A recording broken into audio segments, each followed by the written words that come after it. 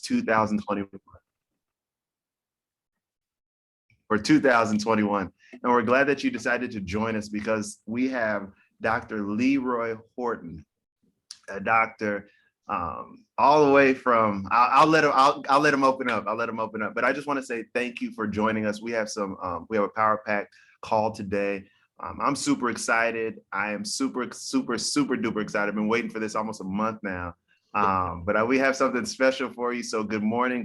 We know it's early, but the reason why we started this call is because there were individuals that did not have a mentor. And so the whole purpose of having it at this time is to give as many gems as possible, because I know and I believe that if somebody really wants something, they will sacrifice anything possible in order to get what they want. And so here we are sacrificing for you. So get excited, get your notes. I already got my notes, I'm taking notes already. Get your pen pad, and we're going to give you as much information so that you can diversify dentistry. So good morning, Dr. Horton. Welcome. I'm super excited. I'm super excited. Thank you. Yeah, I'm excited too, man. I've been watching your YouTube channel over the last 2 or 3 weeks since we spoke, soaking in a lot of knowledge, just trying to see what kind of information the students need, because that's always important to make sure that when we are dialoguing, we're giving them something that can actually be of benefit to them. But your platform, you and your interviews have put on some great content, man. So I'm excited to be here. Oh man, well, thank you once again. I know it's up early for you, so I just want to say publicly, man, I appreciate you. I appreciate the smile. You're not rolling out of bed. You look presentable, man. So I just want to say thank you. Thank you. I know you've been doing a lot of different things, but I want to say thank you from the bottom of my heart, from Diversity in Dentistry and myself and all the team and staff with us. All right, man. So Dr. LeRoy, Dr. Horton, what I want you to do is just give us your story. Don't go too fast. Don't go too slow out. But I want to know, like, who are you? So the students that are watching, and also the doctors, and also those that are wanting to go into dentistry to diversify. Tell us who you are. Okay. Well, I think it's definitely important to know the personal story, because then that obviously helps the students relate as they kind of embark on that professional journey that you and I and others have already taken and are still on. But myself, I'm kind of a transplant. I immigrated from Greece back in the early 1990s when I was a teenager. It was just me and my mom and my brother when we came here, and just kind of lived the typical immigrant experience where we, lived out of other people's homes for a bit. Mom was working 2 or 3 jobs. I was helping take care of my younger brother.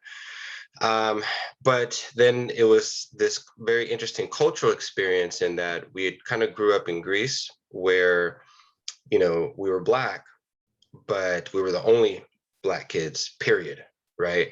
And then we come here and we weren't really acclimated to American culture. So even though there's obviously a lot more Blacks here, we weren't very in tune to what culturally, the cultural norms of the time. So you can imagine, I always like to say I was ahead of my time, because when I came here, I was wearing tight jeans with holes in them. I was skateboarding.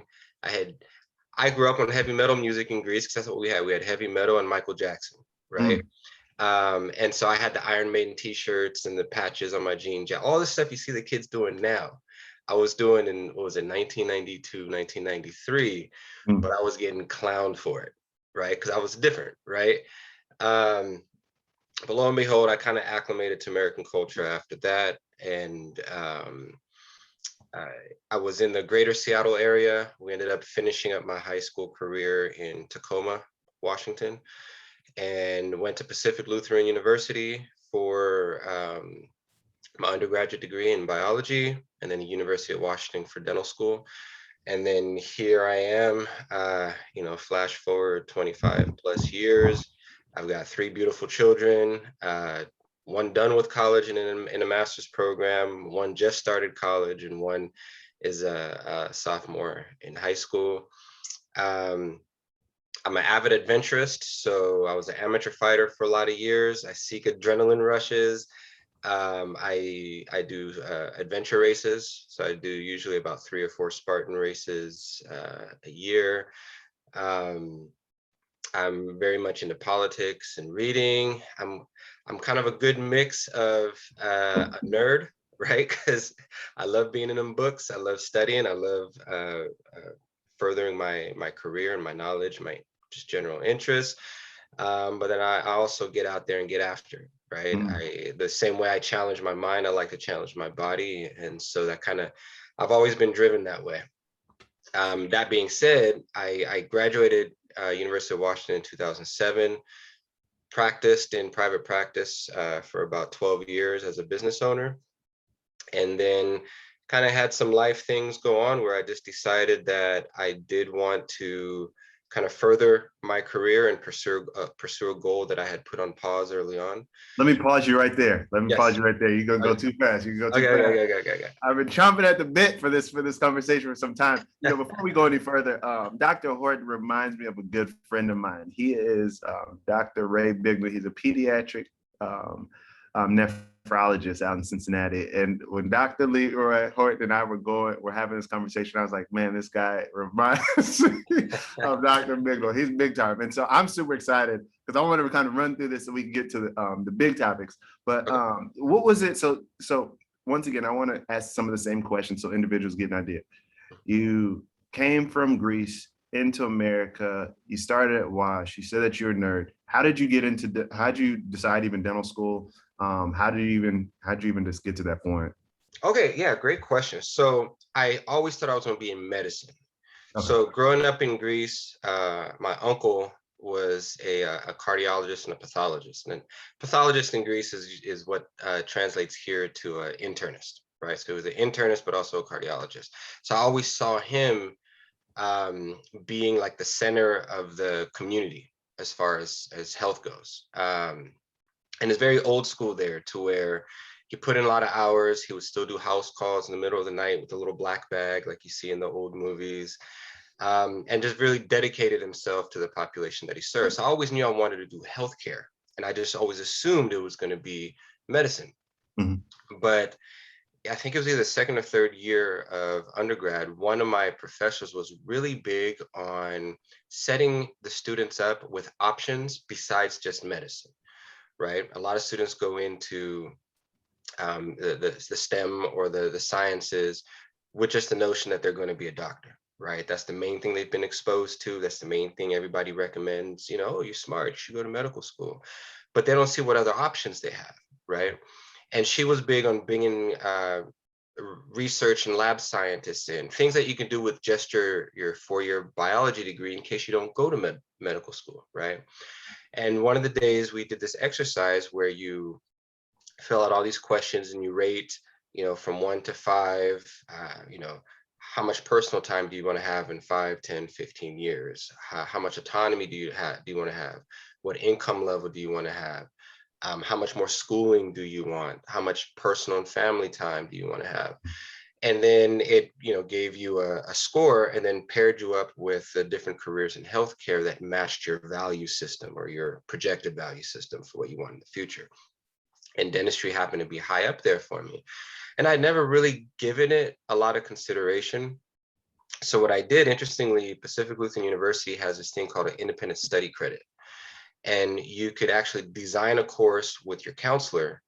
And if you follow through and the counselor approves of it and you finish it, you get a one generic college credit, an independent study credit.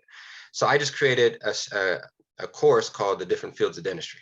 Very simple. My job was to go to all the different, one office from all the different specialties, shadow them for 2 days and write a report on each one. And because I figured if I'm going to consider something that I'm going to be devoting, the rest of my life, hundreds of thousands of dollars to, I had a responsibility to myself to do my due diligence and my research, right? And so it was when I shadowed the oral surgeon and the periodontist, and I saw them doing surgeries in the mouth, that I just had that aha moment. It just clicked. I said, this is what I want to do. I know it, I feel it. It was just this deep sensation that I had found my calling. And from then on, it was a wrap. I changed from being pre-med to pre-dental, which really isn't hard because all the prerequisites are almost identical. But I started doing my research into the different dental schools, the application process, the dental aptitude test, and so forth. So it was a little late in the game that I decided it. So I think it was probably encroaching on my third year in undergraduate. But because pre-med and pre-dent are so similar, making that transition to dentistry was relatively easy. How many doctors did you end up shadowing from observing? I think one from each specialty. So it was at least it was the GP that I was a patient of. I did ortho, endo, perio, OS, and then I think I did two GPs because he wanted me to get an idea.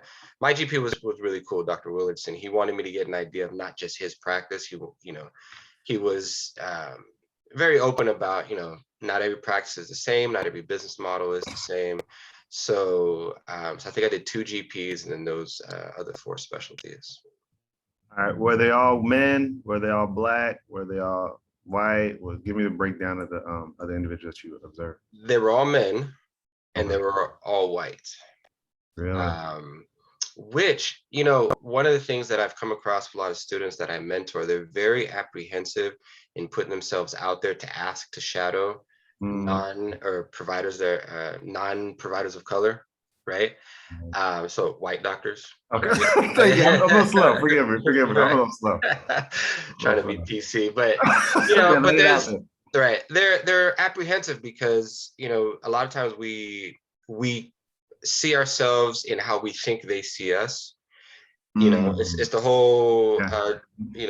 kind of double identity that Dubois was talking about, the veil, and that can actually hinder you a lot, because sometimes you may not know how the other person feels, and closed mouth don't get fed. So if you ain't asking, you ain't getting.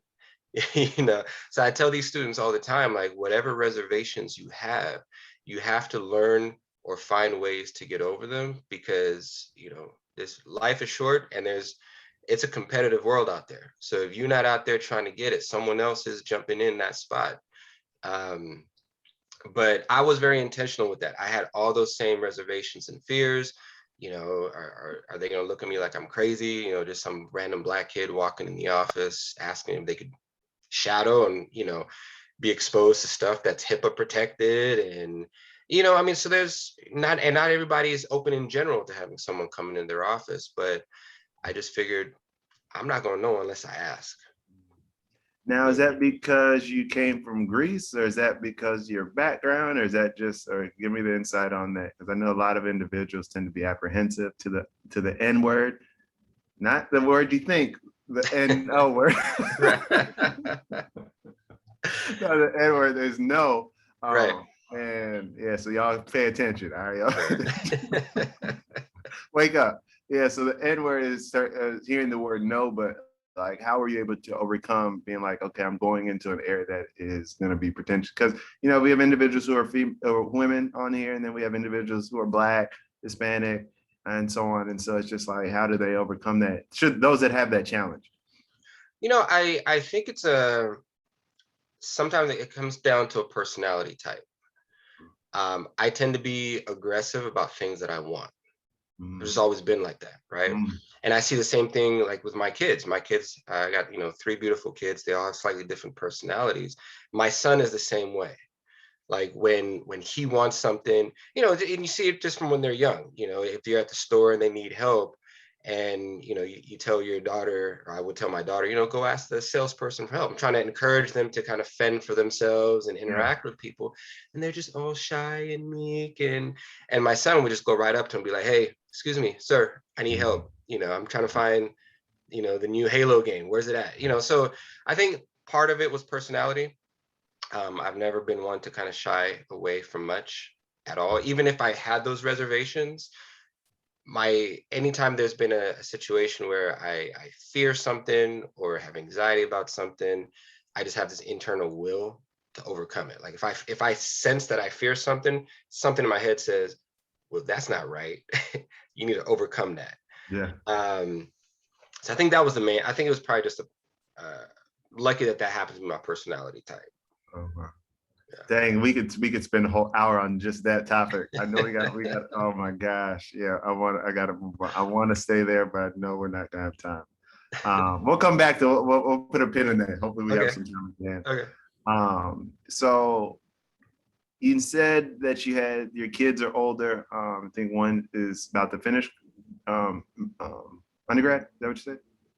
One's done with undergrad, one just started, Right. and then one's still in high school. So you had kids in dental school. Yes. Hmm. One before and two during.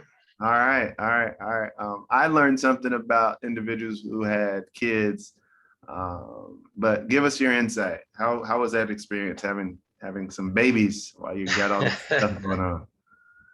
Well, it was challenging, but I had a pretty good support system. So, I had a wonderful wife that understood that there were certain sacrifices to be made, to help prioritize my study time.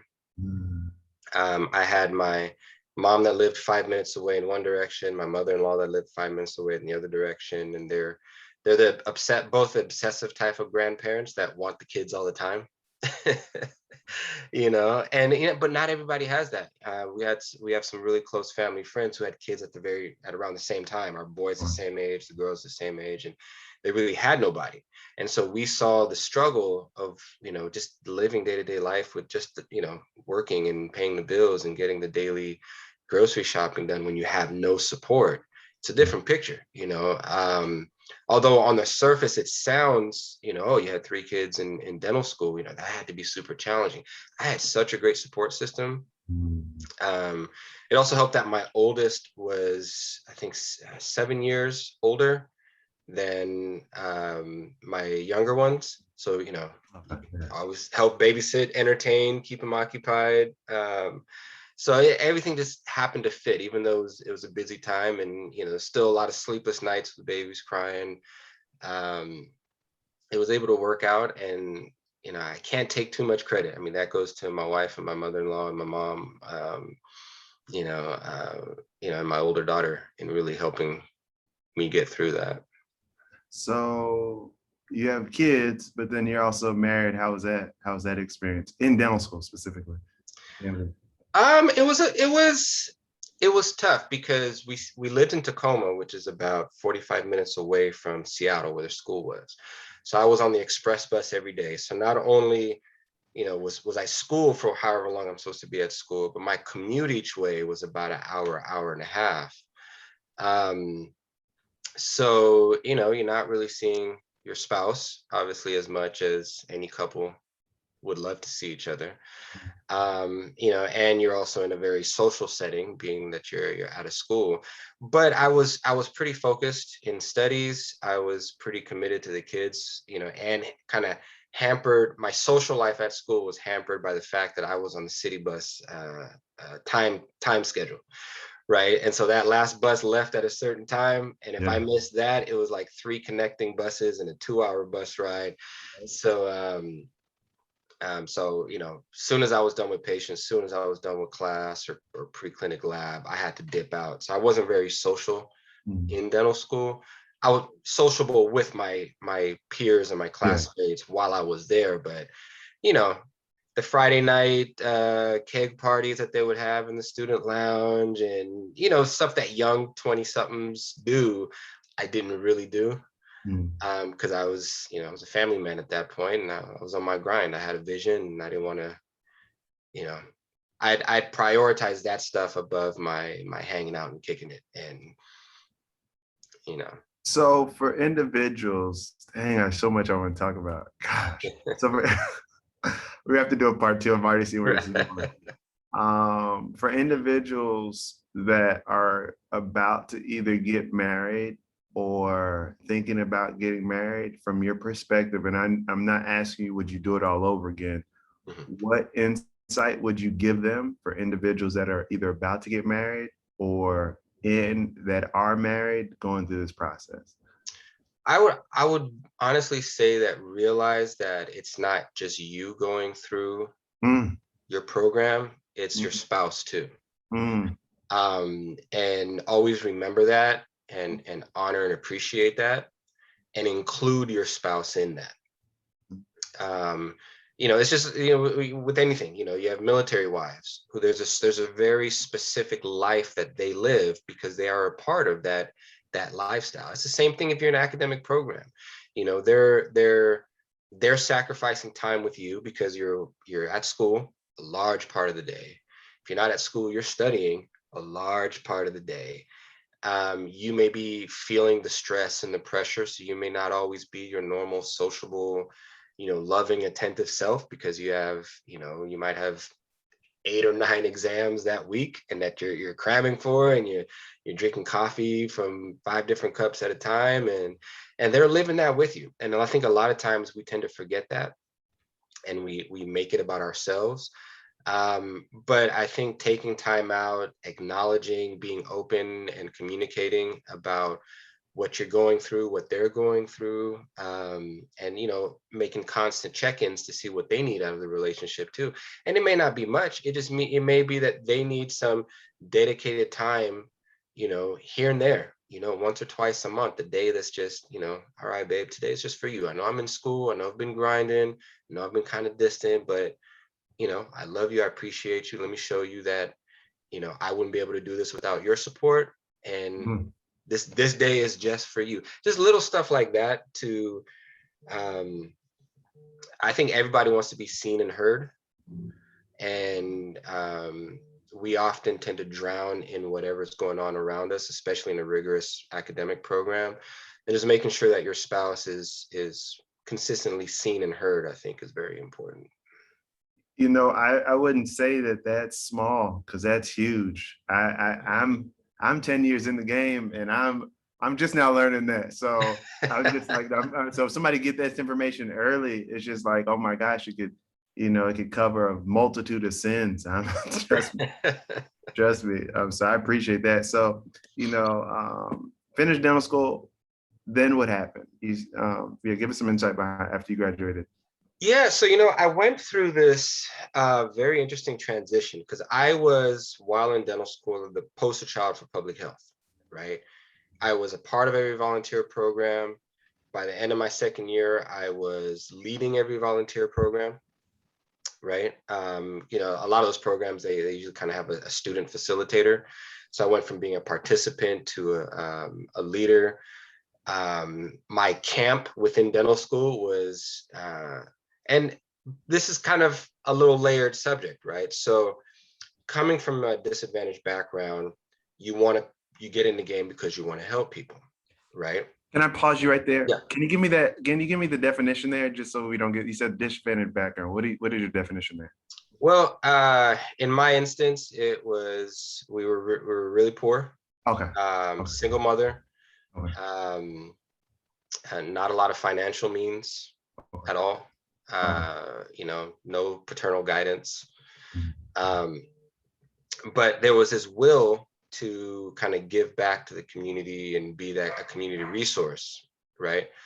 And so I kind of geared and tailored my education towards that arena.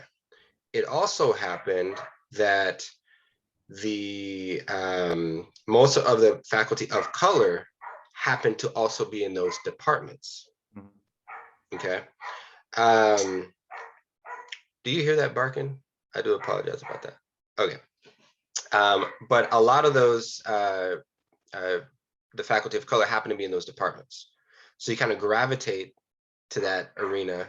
And then I just knew that upon graduating, that's kind of where I wanted to be. I thought I was going to be the community healthcare dentist, the one that worked with Medicaid and so forth.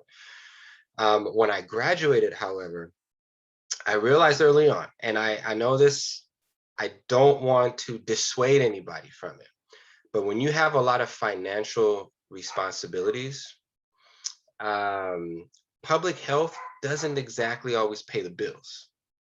Okay. And even though, and I'm just going to throw some numbers out there to be very transparent with people. Let's say you don't come from much, and you're told, hey, you could be starting making, $98,000 a year. when you're a student, you're thinking, oh snap, 98 grand, like I'm gonna be rich, right? And that's how I was thinking, because you have no context for that number, right? You have no context. And then you graduate and you have, you start having to pay your bills. You're working, you're maybe acquiring new bills, right? You might get a new car, you might get the house, mind you, you're almost 30 years old by now. You want to accumulate some type of lifestyle that's worthy of the work that you've put in. So you're not going to graduate and keep living like a student. And you realize that, with 3 kids and having to support your mom and my younger brother getting ready to go into college himself, because we had, 10 years age difference, taxes, right? Then your student loans kick in, like that 98 grand don't stretch too far. And so I started divvying up my time between, kind of community clinic setting and private practice where I could make a slightly higher income. And so it was like 4 and 1, 4 days to 1. Then that went, as the money started looking better, it went 3 days to 2, and then 2 days to 3, and so forth. But there was this internal conflict that I went through because I felt like I was selling out. And it was very difficult for me to kind of wrap my head around, because in the different camps in dentistry, especially in institutional and academic dentistry, there's some very strong attitudes from the public health camp towards the private practice and vice versa.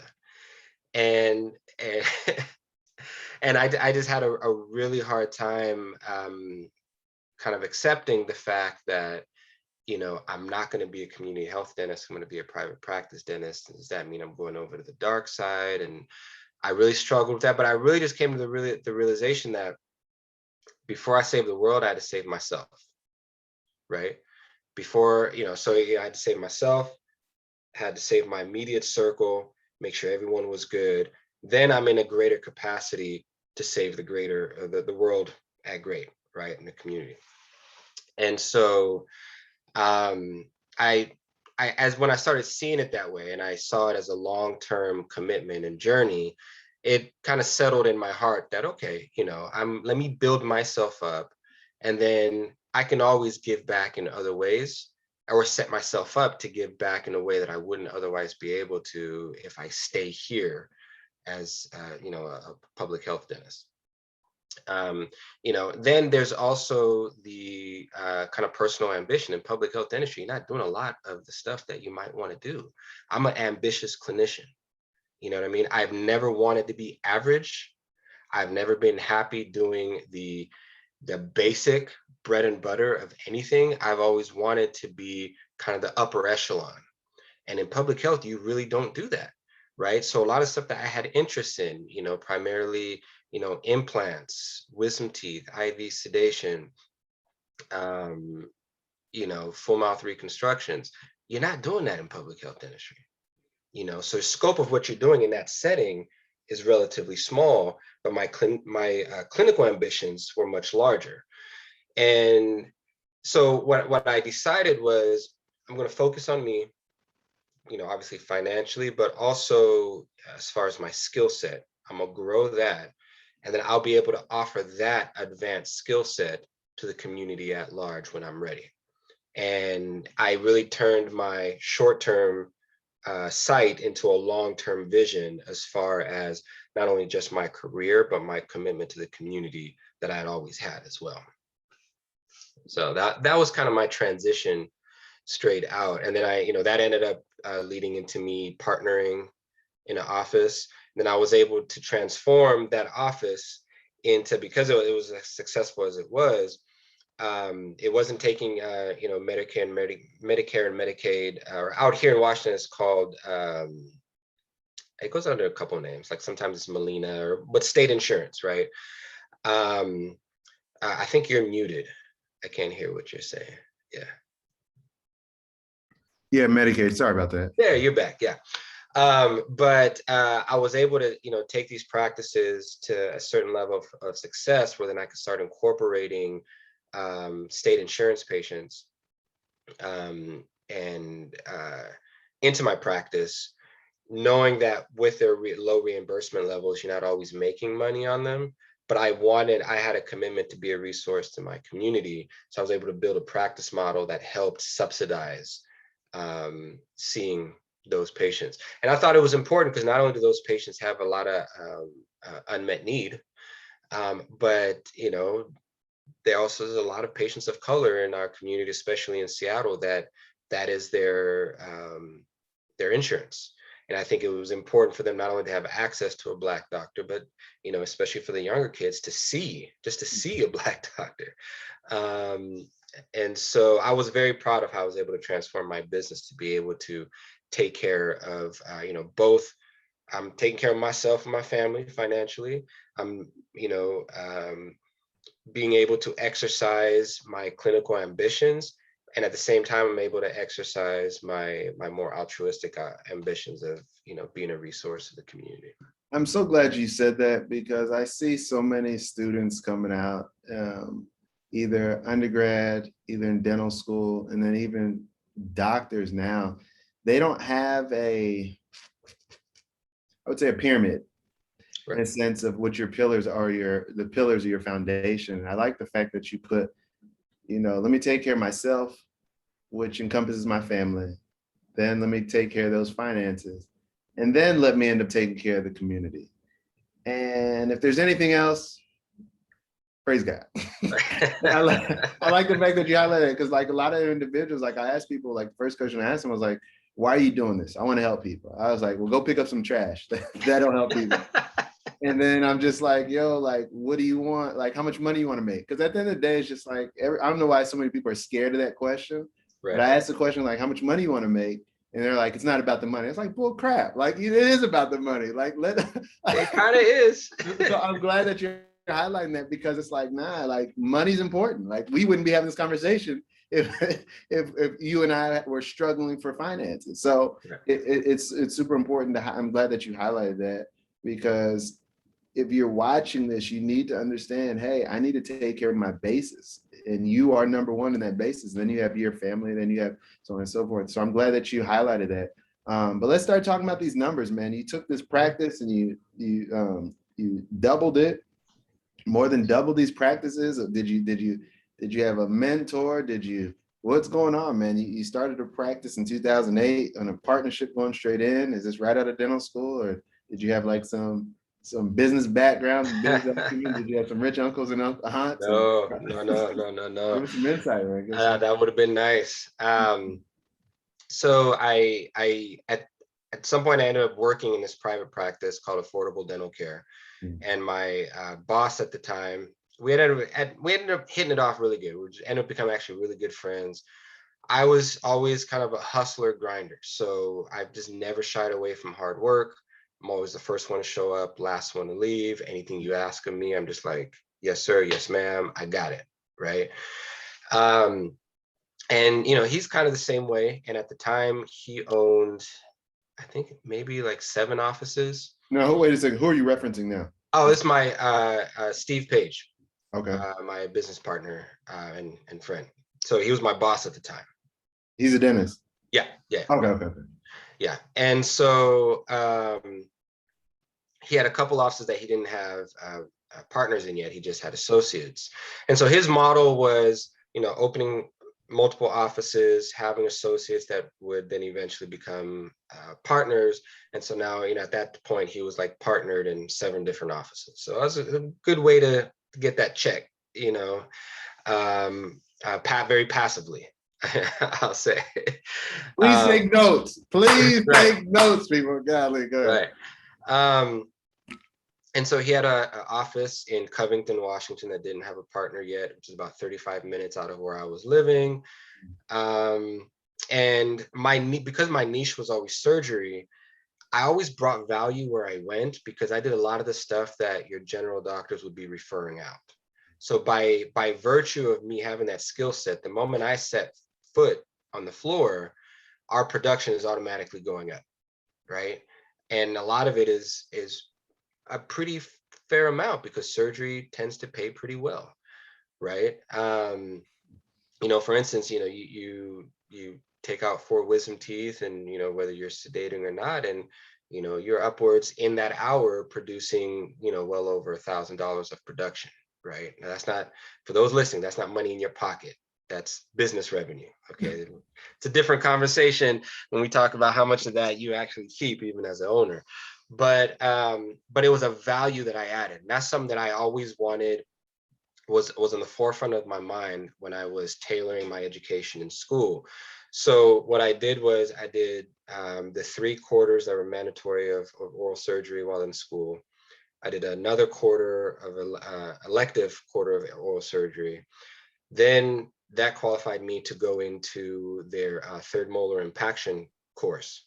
So for half a year, I was with the oral surgery residents, just taking out fully impacted wisdom teeth. So by the time I graduated, I kind of had a slightly more advanced skill set than your average graduate. And I did that very intentionally because I knew that wherever I wanted to go, I didn't want to just be your average doctor. I wanted to bring a value above and beyond what my peers were bringing. Part of that was because I knew that being Black, I couldn't just, we don't have the luxury of being average. You know what I mean? And so in my head, it wasn't, well, I got to have the best GPA in school, right? Or I've got to be the top of my class. It was, I'm training to be a clinician. So I'm gonna be good academically, right? I wasn't no slouch. But as far as a clinician, I wanted to make sure I was as on point as I could be. I gotta stop you. Yes. I don't want anybody to run over that. I don't want that to be read. I want there to be a pin there. You said something that was super important. You said that being Black, you often have to be that much better. I want to stop there, and I want to say, Dr. Hewlett, he was on several times. It was an issue. I wanted to interview him, and we highlighted the fact on our pre-interview call was that there's a certain level of imposter syndrome. And I want to just put a pin here because sometimes we have, being Black or Hispanic or however you want to classify yourself in this whole grand scheme of things, it's like, hey, I'm less than. In actuality, you have to be 3 times better just to even be thought of, not even a decision made toward you. And so I want you guys and gals to hear this, that just because there's a knock against you, don't think that you're not better, equal, if not better than your counterparts. And so I'm so glad that you highlighted that, because that's something I suffer with as well. Sometimes I'm in my own little rabbit hole, which I call it. And people are like, man, you're doing a good job. I'm like, I haven't done crap. And it's just like, I'm so glad that you highlighted it, because it's like, you could be so far in your own little rabbit hole, in your own little world, but then the world seeing like, man, you're killing it. And it's like, I don't know. And so I'm glad that you highlighted it, because that's super important, that individuals acknowledge the fact that, hey, I'm Black, I may not be good, I may be average, but no, if you are Black and you are operating in this field, you are probably, I'll go on record and say, you are probably operating in a very high stratosphere. And I want you to really tap into that and be okay with that, because the heritage that we have is phenomenal. And just think of that, all that blood that's running through our ancestors, and even to this point now, like, there's greatness inside of you. So I'm so glad that you highlight that, because that's super important. Like, we have to understand that we are, if not, we are going to be, and this is a personal thing. I wish I could just blanket it out there, but I would just say, if we've gotten into this field, right, you are probably equal to, if not better than, your counterparts. And so not just your Black counterparts, but all the other counterparts that you come in the room with. And so I know that there's a small number of us, but I'm letting you know now, like, if you are, like Dr. Horton said, that you are expected to be operating at a high level. So just as soon as you walk in the room, just know that, man, I'm up there already, just the simple fact that I'm here. So I'm so glad that you highlighted that, man. Continue. I had to say something. Man, we got to have this again, brother. Oh, absolutely, man. Oh my gosh, we got to. I'm available to you anytime. Please. That's an important part, because we talked about kind of the apprehension and fear in the beginning, Yeah. when we were talking about, shadowing. And that doesn't always leave you. I mean, even at this level, Yeah.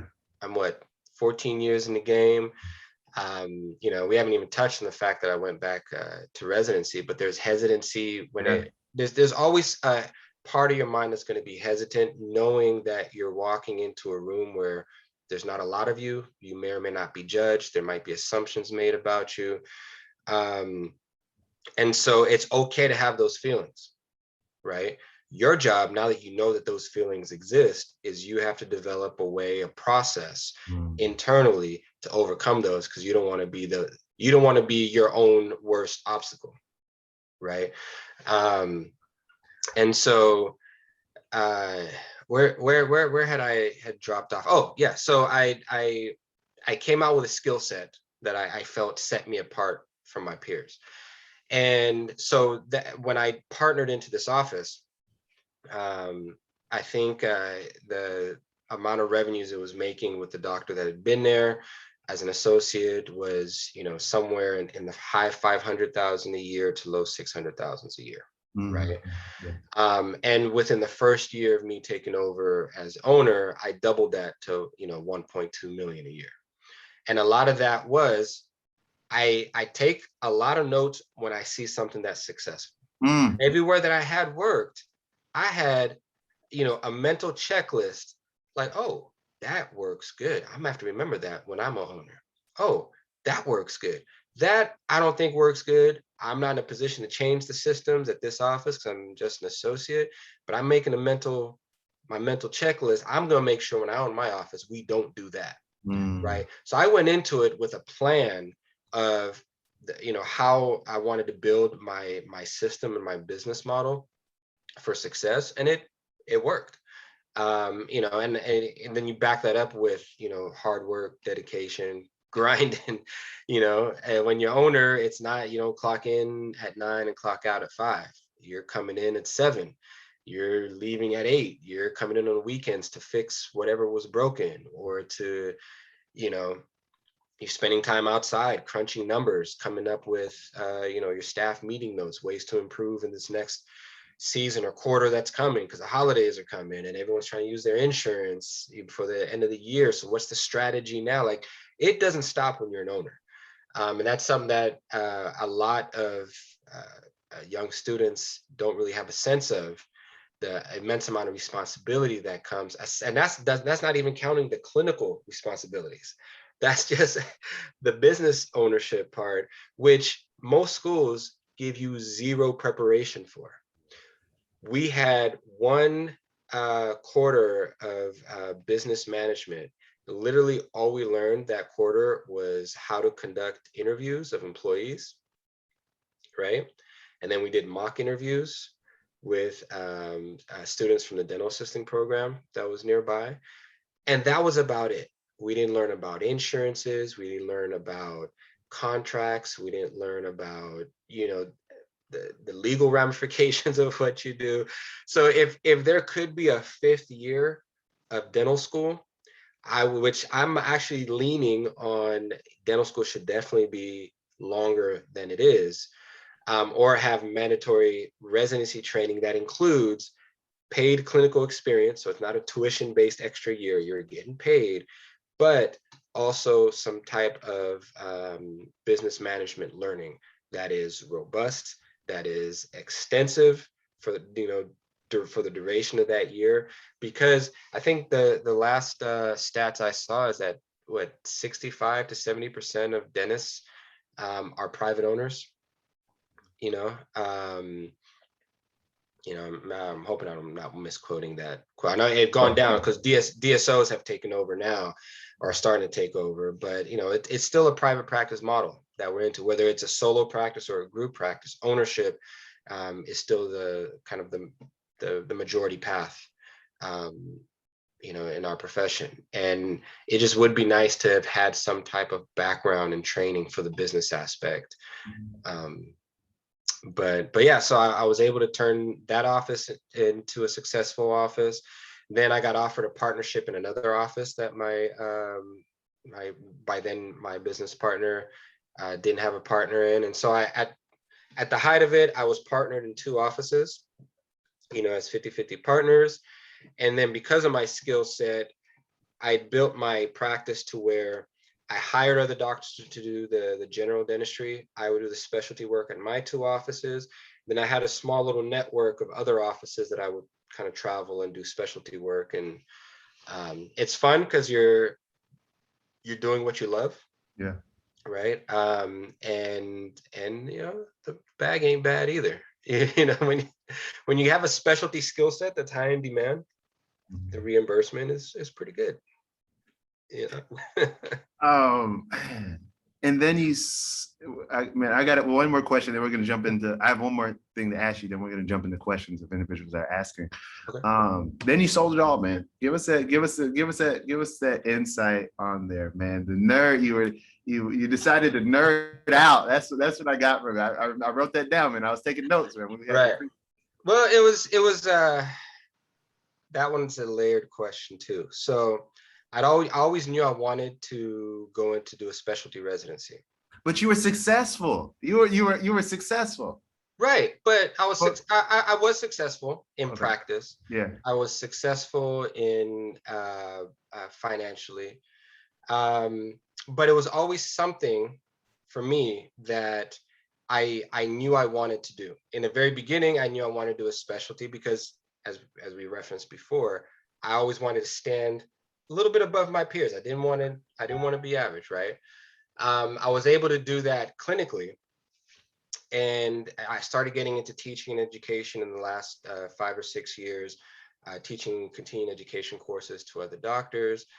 And I kind of saw that there's these gatekeepers in the industry where, in order to open a lot of these gates, having a specialty degree, regardless of whether you're a good clinician or not, regardless of whether you're a good teacher or not, it confers a certain amount of trust within the industry that opens a lot of doors. So I would see a lot of very mediocre teachers, instructors, and specialists that were in their position solely, it's a game of politics with most things, solely because of either who they knew or the degree that they had, right? Not necessarily based on their the level of their skill. And so that was a part of it. I always had an interest in kind of furthering my acumen in research and literature, and doing a residency is, especially the one I'm doing now in periodontics, is very literature based. So I would get to nerd out in that, and more importantly, and I really want the students to hear this, I did go through somewhat of a crisis in life, right? I'm at a point where I'm successful. I got a beautiful family, my kids are doing well, practice is doing great. And then, life sometimes hits you with these haymakers. And so we go through a period where, I lost my brother. Wow. And that really flipped me upside down, right? 6 months after that, my wife loses her brother. And you're in this dark period of grief, you're kind of questioning this whole world and systems. I was very big on manifesting your own reality, and what you put out into the universe is what the universe is going to give you. And I was such a firm believer in that. And then you're in a position where you're willing for something to go your way more than you've willed anything else in life. You know what I'm saying? And the universe didn't give me that. And and that's something that we're all going to go through struggles. We're all going to go through dark periods in our life. And I knew I had a responsibility to my kids to pull myself together, and but in doing that, I kind of started reevaluating what I wanted out of life. If time is short, even if you're successful at something, is it exactly what you wanted to do? Are you putting stuff off that, with noble excuses, right? Because right now it would have been convenient to just stay where I was. Everything was working. I could always, for years I put it off because I said, well, let me get my kids to a certain point first, because, I'm sacrificing what I wanted to do and going back and doing a residency, because, I got to take care of my kids. I got to take care of my family. So all these noble excuses, right? Because who's going to argue with that? Oh, your kids. And once you say, oh, I'm doing it for my kids, everyone kind of backs off. But the truth is, I probably could have done this at any time. Would it have been slightly less comfortable than where we were? Oh, absolutely. Would it have been absolutely doable? Yeah. I mean, and,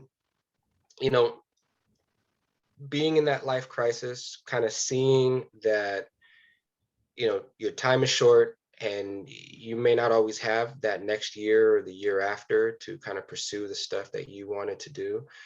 And I had kind of fallen in this pattern of sacrificing for others my entire life. Right? So sacrificing for your kids, sacrificing for your wife, sacrificing for your mom, your brother, that I never really laid back and paid attention and said, all right, well, LeRoy, what do you want? What do you want to feel? You've already taken care of everybody else. So that initial commitment that you made to save yourself and your inner circle, like your circle is great right now. What are you doing for you? And that's when I was seeing a therapist, and I said, you know what, I think I do need to make this life change. I've been thinking, it's been on my mind for a while. I can develop a plan, which I did, was, sell my offices. So I'm not bearing the brunt of the responsibility. So now I would have a nice nest egg to sit on for the 3 years that I'm in residency. I can still work while I'm in residency. So I work on Saturdays. So I'm in school Monday through Friday. I come back to Tacoma, I work on Saturdays. Because I have built up a skill set that's high in demand and that reimburses well, I still make a pretty good income, even though I'm working 1 day a week. I show up, I'm doing, 6 or 7 implants, on a really good day. And, it's easy work for me because clinically I've been doing that for a long time. So the days tend to be pretty leisurely from my perspective, but I'm also making a good income, and everything, nothing fell apart because I changed anything. And that's something that a lot of us, when we talk about fear and apprehension, we always worry, well, what's going to happen if I change from what we're used to? But the truth is, the world doesn't fall apart. Your family doesn't fall apart. Your kids do just fine. One of my big fears was, if I'm gone Monday through Friday, my son's, he's 16, that he still needs his dad there every single day. And, I had a conversation with all the kids, because I wanted their blessing. I wanted their thoughts. And although I anticipated, he would freak out, my daughters are a little older, so I didn't worry about them, but he was just like, oh yeah, Dad, that's cool. I'm like, oh yeah, but I can do this. I can come back once a week, because it's about 2 hours away. He was like, Dad, yeah, I'm good. Like, after school, I go to practice, then I'm studying, like, I'm good. Let's just kick it on the weekends, we'll FaceTime during the week. So everything, if you develop a plan and you're open and honest and communicate with those that are in your immediate circle that are going to be affected, stuff doesn't fall apart. And you can fulfill commitments that you've made to yourself. You can kind of turn your life around into a completely different direction. As long as it's well planned out, it works. And it's been working great. I mean, I've been in residency. We just finished our first term, so almost 3 months, and everything's worked out great, so yeah. I like it. I mean, you say so many things that balloon off to something, and it's just like, I got to stay focused. So forgive me. Forgive me. You say so many things. Okay. I think branch out. So here's a couple of questions. Yep. Question was, why did you decide Perio? Of all the specialties, you have surgery, you have prosto, which can be a surgical specialty. How did you? Well, my passion's always been implants. And so Perio is a great specialty that focuses on in and around surgery in the mouth, especially with regarding implants, right? It's very literature intensive, I think more so than a lot of the other specialties. And that was a big interest of mine. And a lot of my favorite lecturers and people that I learned from over the years doing my continuing education courses were periodontists. Drop some of those names or those individuals. So they know. Maurice Salama is probably someone that I've followed for years through their Dental XP program, and I've done a lot of his in-person courses and his master's courses. Jin Kim out of California, he is one of the directors of the Global Dental Implant Academy. I've been a member of theirs for, I don't know, probably 5 or 6 years, and he's probably one of my favorite lecturers. Just the way he presents the information, commands the knowledge of research that backs up a lot of the stuff that he's teaching. I was just very impressed by that.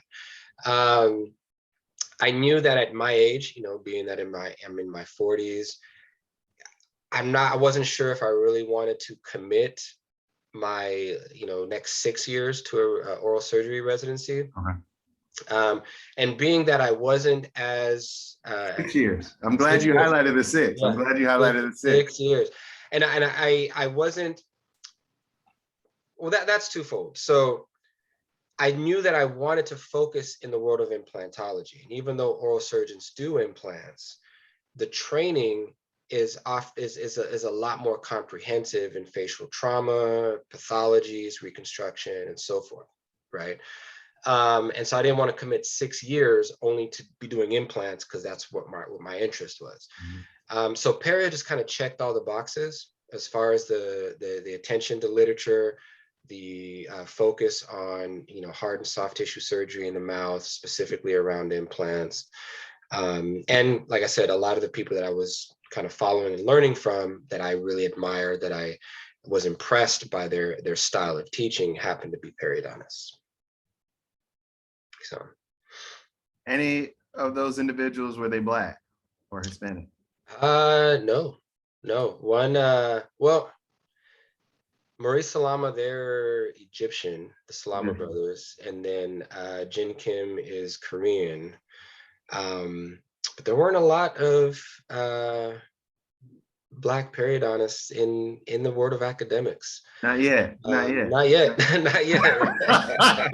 Listen, I'm trying to walk you down the path, bro. I'm walking you down the path. I'm not walking. Right. I'm walking you down the path. All right. Another question was this: what would you recommend for students to best prepare them for either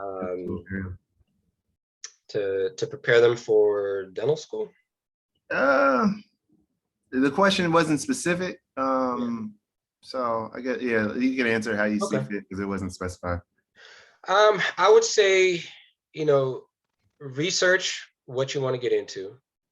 Don't say you want to be a dentist or a doctor because it sounds good, because you've been told, you know, your parents, oh, you should be a doctor or a dentist or something like that.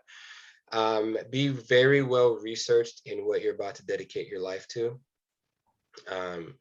It's okay if you research it and realize it's not for you. I would rather have all the students here end up in dentistry if that's really where they want to be, right? Last thing I want to is a disgruntled dentist, right? And just realize that nothing is going to be easy. The preparation is going to be rigorous, right? You do have to have good grades. You know, and one of the things that I run into with a lot of kids that I mentor is that if they might have a great community service resume, right? They're very active, whether it's through their church, their sorority, their fraternity, volunteer groups, but their grades have slacked, right? And, you know, you do have to be able to demonstrate that you know what we need you to know. You know, we live in a world of standardized testing. So, you know, not that you don't have to be a 4.0 student. And I think all the research shows that anything usually above like a 3.2, your ability to successfully matriculate through a graduate program is no different than someone that has a 3.8 or a 3.9, right? So we know that the threshold for predictive success, you know, is somewhere in the low 3s as far as your GPAs is. But you do have an obligation to know your craft. Absolutely. Right? At the end of the day, what I always tell students, when you're working on that patient, when you're trying to, you know, you're fielding all this information from tests, from your visual exams, from, you know, and you're trying to come up with a diagnosis and a treatment plan, your community service doesn't help you in that moment. The knowledge of your craft is what helps you in that moment. So you have to have a balance, right? But I unfortunately see a lot of students that have a slight imbalance. So you have to dedicate yourself to your academics, and you have to be able to be okay sacrificing a little bit of your social life until you get where you're going. And the reason I say that's important is because there's not just the social pressures of, hey, let's go out on Friday night, like, oh no, I gotta study. It's, I was the brokest friend in my group of friends until I was 28, 29, right? My good friend that came out and, followed his dad and became a longshoreman, right? He was making great money in his early 20s, right? My other friends that went, that went into the trades, electrician or plumber, or even just working any full-time job. I'm a student, right? So my meager, 16, 20, 24 hours a week that I'm working at Walgreens through undergrad, which is largely going to tuition, right? And then, added the fact that I was having kids at that age. All my friends, trips to Vegas, they got nice cars, and I was the brokest dude in the group until I was in my late 20s, almost 30 years old, right? It paid off later in life, but I had to be okay with that sacrifice, that social sacrifice of, not keeping up with the Joneses, who've, have been your mans in them in high school. They're all doing good if they're not following a similar track. So there's those type of pressures, and you just have to have that long-term vision that, yeah, I'm sacrificing this in the now, but I promise you it's going to pay off down the road. It's going to pay off spiritually because you're going to be doing exactly what you want to do. And no, I say this loosely, but no amount of money is worth you doing something you can't stand doing for the rest of your life. Yeah. Right? Some people might be able to put a dollar amount on that, but in general, I feel like that holds true. Okay. And then the last thing you want to do is sacrifice what you really wanted to do for short-term gains, and then you miss out on all these long-term gains that you could have had, and not just financial, right? And so that's the big thing. I think you dedicate yourself, know there's going to be some short-term and long-term sacrifice, but so many of us have done it.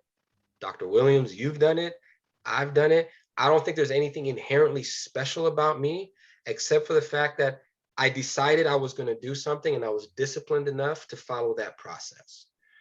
And that being said, any student watching this absolutely has the talent, the ability to do it if they make up their mind and just realize that if these are the steps, I just got to do those steps. Whether it takes 8 years, 12 years, whatever that process is for whatever I want to be, you just got to decide you want to do it. I like it. I like it.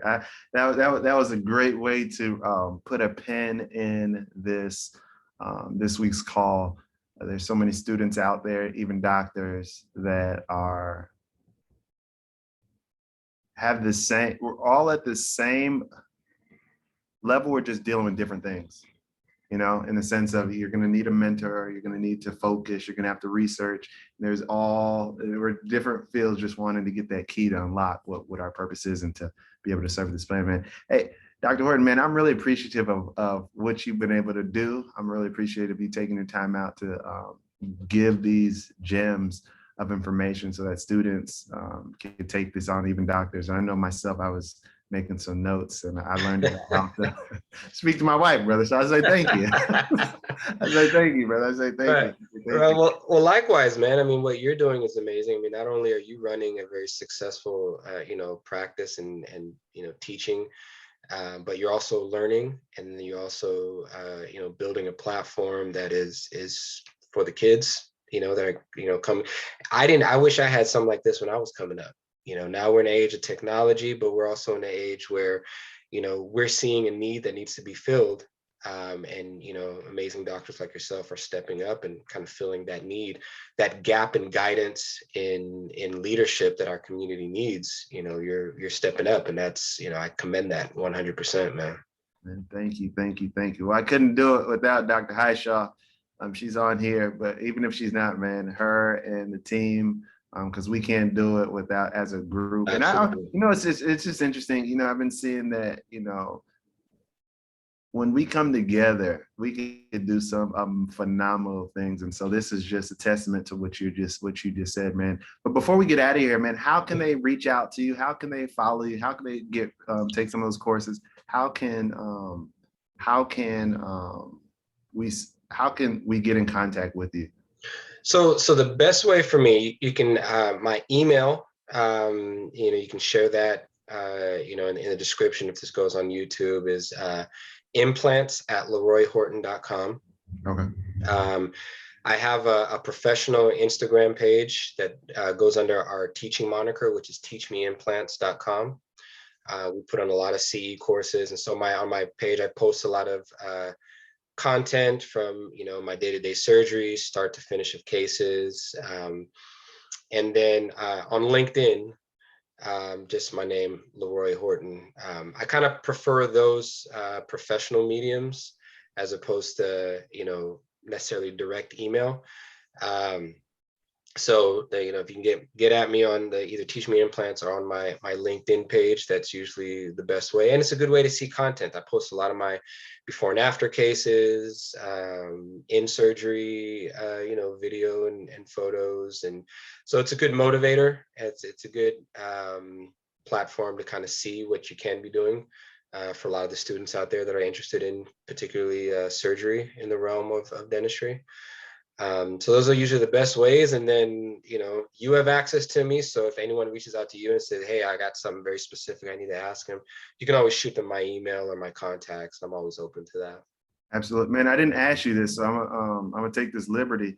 For those that are from Diversity in Dentistry, could you give them like a little special discount if they're gonna take your courses? That I know. Well, so we don't have to say it on here. We don't say what the discount is, but if there's something you could offer. Well, yeah. So yeah, that's absolutely no numbers. If they are pre-dental students, especially if they're in the greater Seattle area, usually my courses are it's a doctorate level courses, right? But I do a lot of work with like the SNDA chapter here at the University of Washington and other pre-health students, and I let them come volunteer to help facilitate. Oh, nice. And they get to sit in and watch and participate in the courses. So that's a way of getting, and I'm always happy to write a letter, or stating that they participated and all that stuff. So anyone wants to, if you're in the area and you want to help out with our next course, not only will you be there to learn, but you also get the experience of what it's like to put on, a daily program involving, the logistics, the organizing, and you get to meet people and make connections and all that good stuff. So. Man, that is phenomenal, man. That is phenomenal. And that's not necessarily community service. That's actually getting in the field, right? Yeah. I like it. Absolutely. I like it. But before we get out of here, Dr. Horton, I just want to say thank you. But we just wanted to promote for all those that are watching. We have a youth summit November the 1st, 2021. And we are asking for you to visit our website at diversityindentistry.org. All right, diversityindentistry.org. We're looking not just to pack out the house, because I know that's going to happen regardless, but we need some hands to help us out. The more hands are, the work is lighter and distributed.